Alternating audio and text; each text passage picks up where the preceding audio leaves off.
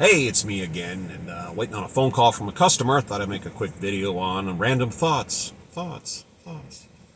Driving along, minding my own business, and nowadays when you're driving and you see a crosswalk, they have the timers. Well, back in the day, back in my day, they just had a light. It would be green, then it would flash and go red. Now it's got a timer on it, and the advantage of that as a driver is you can actually look up ahead and time it, so you know if you're going to make the light or how hard you have to punch it to make the light.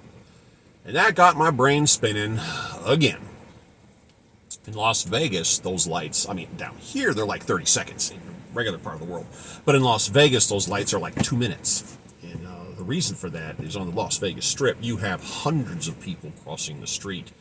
There is a little center strip that they put these, looks like wrought iron gates, but they're green and they're about 6 feet tall because they had so many people darting through traffic that they were getting hit by cars 3-4 times a day. So they had to channel people into these crosswalks, and a lot of places actually have overpasses, just foot overpasses from hotels and casinos.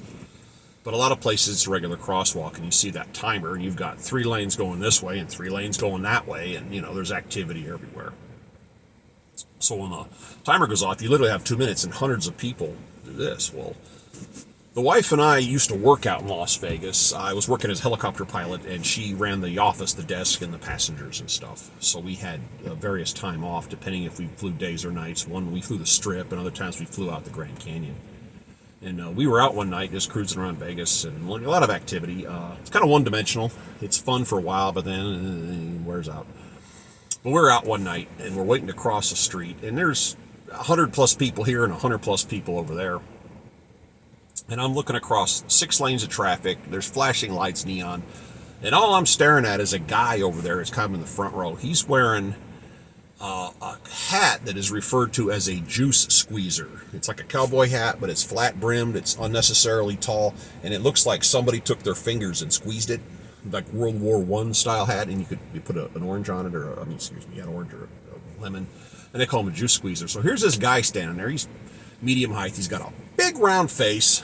He's wearing a vest, an unbuttoned vest, and he's kind of got this snarl on his face, and he stands out.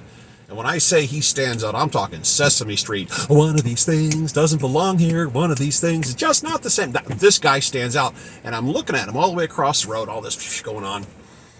And somebody in the back of the crowd says, "Candygram for Mongo." Now, if you don't understand that reference, you need to go watch the movie Blazing Saddles, because everybody in the crowd started laughing, because apparently everybody in the crowd was staring at the exact same thing that I was staring at, because that's how just obnoxious this sight was. And that is literally the only time I can remember having a laugh in a crowd of people that wasn't planned like a comedian, but just something that happened that made everybody laugh at the same time. And that was just a flashback. And I was wondering if anybody out there has a story like that, where something just spontaneously happened or somebody said the right thing at the right time. I'd like to hear about it. Okay, I'm sitting here waiting on a phone call. Talk to you guys again later. Take care.